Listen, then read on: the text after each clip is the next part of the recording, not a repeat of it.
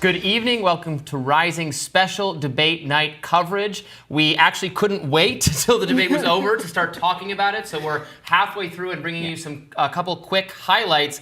The top headline here is that there's no way around it. Biden is doing a horrible job. He's difficult to hear. He is whispering. He sounds like he had a bad night at the cigar bar before he decided to do this debate.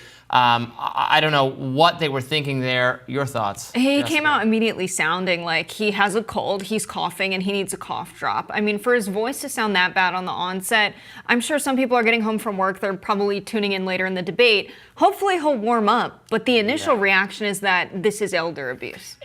Yeah, and it's impacting his answers because he is hard to hear. He sounds muted. He's trailed off. He's trailed off. He's kind of muttering. On the Trump side, Trump is making a lot of big and bold claims about immigrant crimes in the country, about the state of the economy. I'm sure there are people fact-checking him and saying, some of these claims are dubious and all of that. But the problem is Biden is not able to rebut it because he's just too muted and he's too hard to hear.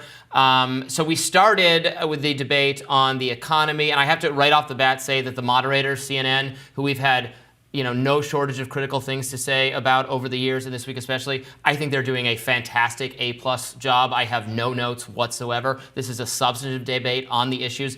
I was worried the moderators were going to be debating themselves with each of the candidates. They're not doing that at all. They are asking questions. They're having the other person respond. There is a back and forth going on, even without them interrupting each other. I don't want to jinx it for the second half of the debate, but it is working so far. Yes, things could get worse. I mean, one of them could get upset about one thing the other one says. We could see the debate get to that point, but right now we're not seeing it. I think that's a very good thing.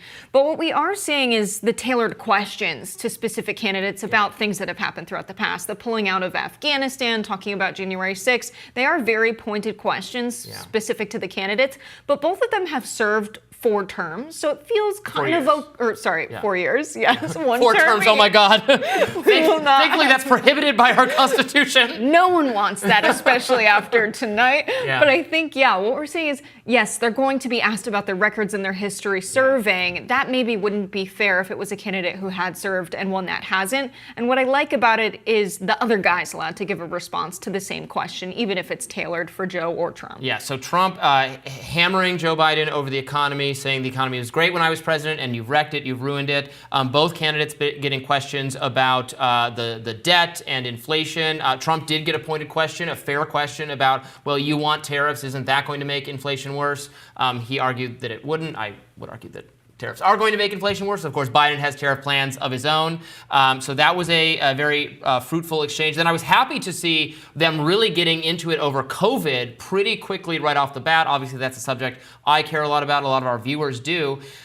Trump is adopting, so a colleague of mine at Reason Magazine had a great piece today about looking back at the first debate in 2020 that was principally about COVID and how Trump just got slammed for everything he said about it, but that substantively a lot of what he said over time has looked more reasonable. There he was saying that my administration delivered so much in terms of therapeutics, in terms of the vaccine, getting that already. He said I was never for the mandate. The mandate was a huge travesty, but that the vaccine was a good thing. He's taking the pro-vaccine, anti-mandate position that I think is a pretty smart position, and pointing out that more people actually died while Biden was president than when Trump was president of COVID, and that is true. But Trump only had 1 year of COVID, whereas Biden has served for 4 years where COVID has been a thing, so there's been a lot more time for the deaths to happen and accumulate. I think the most shocking thing I heard from Donald Trump is actually his defense when he's getting criticized for how much money he spent and racked up the national debt.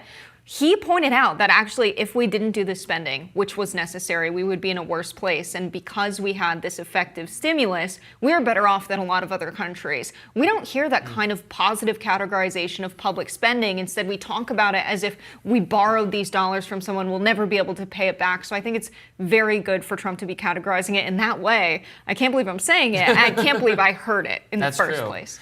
Biden did not take advantage of whatever, so many media figures, so many liberals in the country, Democrats think Trump and Republicans are insane on COVID, and that, when Biden took over, the sane people, the smart people, the people who believe and follow science are back in the room. Biden did not take advantage of that kind of default thinking among mainstream people, which I don't agree with and a lot of our viewers don't agree with. But I don't know, he seemed to totally surrender on the COVID issue. Yeah, I don't think we needed to hear Trump say the drastic things of the economy was so good under me, everything was awesome, we had 14 months of low inflation, the stock market was better than ever when I was president. He's making a lot of broad claims that are unnecessary because Biden's not fighting him on the other side. It seems like Biden has over-prepared and can't remember the talking points. He has too many. He's jumbling them and mixing them together. But you have Trump saying Biden only added jobs to the economy for immigrants, and Biden unable to respond to statements like that. Yeah, we're going to talk more about immigration coming up next. A lot more. The Israel stuff, very interesting. A lack of the Israel answer is very interesting. Stay tuned. We have more Rising in just a minute. More debate reaction coming at you.